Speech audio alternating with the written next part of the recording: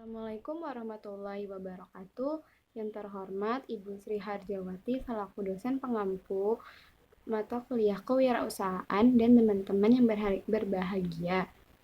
Kami di sini dari kelompok 6 akan mempresentasikan tentang marketing plan dalam berwirausaha yang terdiri dari Eva Indriani, Filia Triutari, Tasya Nabila, Putri Rizky, dan Huri Hurairah. Saya akan mempresentasikan tentang marketing plan terlebih dahulu. Marketing plan adalah suatu sistem yang dirancang untuk merencanakan, menentukan harga, promosi, dan mendistribusikan barang yang dapat memuaskan keinginan dan mencapai target pasar. Marketing juga diartikan menyesuaikan kemampuan perusahaan dengan kebutuhan para pelanggan demi mencapai tujuan perusahaan berupa profit yang berkelanjutan. Terdapat tahapan marketing plan. Yang pertama ada analisis situasi. Hal ini berhubungan dengan pasar dan kompetitor, segmentasi pasar, dan lebih mendalami situasi pasar secara luas. Yang kedua ada perencanaan strategi marketing. Tahapan ini meliputi target konsumen dan strategi positioning, strategi marketing relationship, dan perencanaan produk-produk baru. Yang ketiga ada pengembangan program marketing meliputi produk dan servis, distribusi, harga, dan strategi promosi. Yang keempat ada strategi pelaksanaan dan pengelolaan, didesain dan diorganisir, pelaksanaan strategi marketing dan pengawasan pelaksanaan. Baik, selanjutnya ada konsep marketing plan. Dalam marketing plan ada 5 konsep untuk menjalankan perencanaan marketing atau juga marketing plan. Yaitu yang pertama ada konsep produksi. Dalam konsep produksi ini para produsen memikirkan bahwa konsumen itu menginginkan produk dengan harga yang murah dan juga mudah untuk ditemukan. Seperti kita kalau berbelanja pasti kita menginginkan harga yang murah dan mudah untuk ditemukan. Nah, dari sini para produsen itu menganut konsep ini untuk membuat produksi secara massal.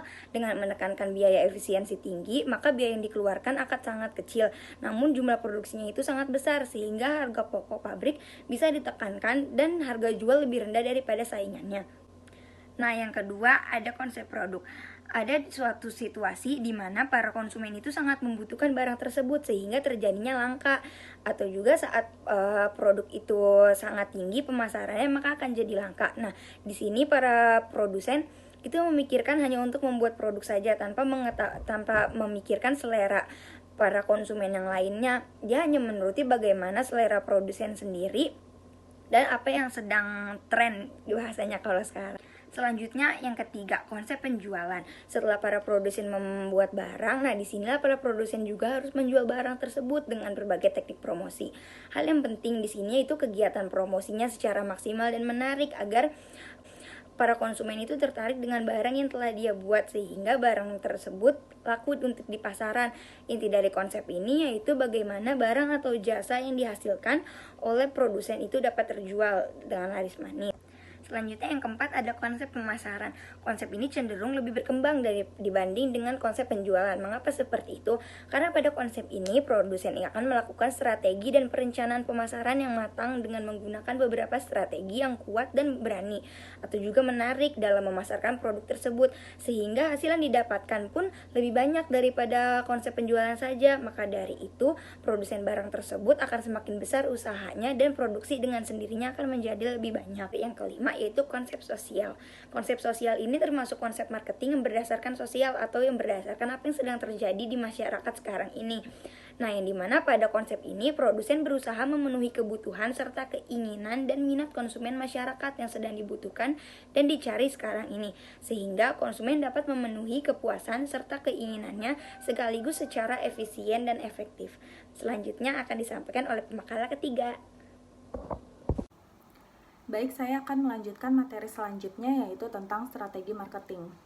Nah, strategi ini merupakan sekumpulan tindakan pemasaran yang terintegrasi dalam rangka memberikan nilai kepada konsumen dan menciptakan keunggulan bersaing bagi perusahaan.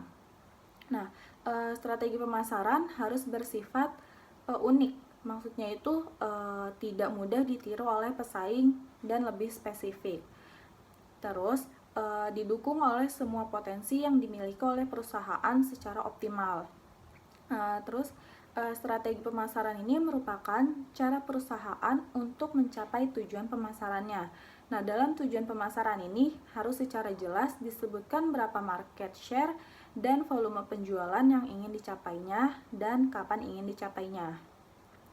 Terus, dengan demikian, strategi pemasaran adalah keseluruhan langkah untuk mencapai sasaran tertentu. Jadi, strategi pemasaran merupakan cerminan pemikiran terbaik perusahaan tentang hal-hal yang berkaitan dengan bagaimana perusahaan dapat memanfaatkan potensi ini, memanfaatkan potensi sumber daya manusia pada pasar yang paling menguntungkannya.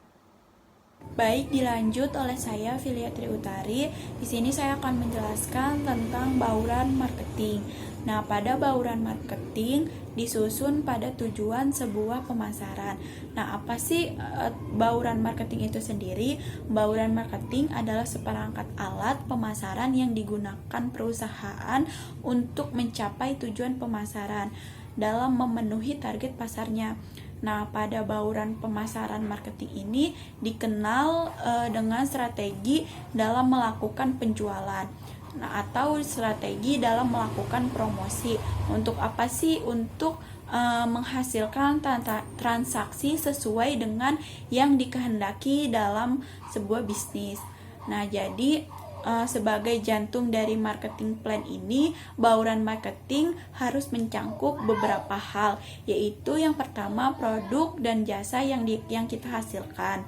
Yang kedua itu beberapa harga yang akan kita jual kepada konsumen. Yang ketiga itu bagaimana strategi promosi dapat meningkat awareness atas produk atau jasa yang kita hasilkan. Yang keempat itu bagaimana produksi didistribusikan. Oke, di sini saya akan menjelaskan tentang tren cara pemasaran di era 4.0. Nah, pemasaran di era 4.0 yaitu mengkombinasikan interaksi penjual dan pembeli lewat online dan offline seperti sekarang ini. Pemasaran di era 4.0 itu mengintegrasikan antara style dan substance. Artinya, merek tidak hanya mengedepankan branding yang bagus, tetapi menyuguhkan konten dengan kemasan yang up to date seperti sekarang ini. Nah, marketing 4.0 juga mengembangkan konektivitas mesin to mesin dan artificial intelligence atau kecerdasan buatan dalam rangka mendongkrak produktivitas. Namun, itu harus diimbangi dengan sentuhan manusia yang justru akan membuat pelanggan menjadi lebih tertarik. Jadi, pengembangan teknologi tidak berhenti pada teknologi itu sendiri, tapi bagaimana teknologi ini membantu merek dalam memanusiakan relasi dan para pelanggannya. Jadi, apakah pemasaran dengan cara tradisional ini menjadi usang? Tentu saja enggak ya. Dalam marketing 4.0 ini tidaklah menggantikan pemasaran tradisional. Sebaliknya, keduanya hadir bersama, memenuhi perannya masing-masing, baik itu online maupun offline. Bisa jadi misalnya orang melihat barang ini lewat pemasaran tradisional, lalu dia menanyakan di media sosial barang tersebut. Nah, setelah itu akhirnya dia beli. Nah, ketika dia puas akan barang itu, maka dia akan merekomendasikan kepada teman-temannya lewat online di media sosialnya. Atau juga bisa merekomendasikannya dari mulut ke mulut gitu. Dari saya cukup sampai situ saja. Terima kasih.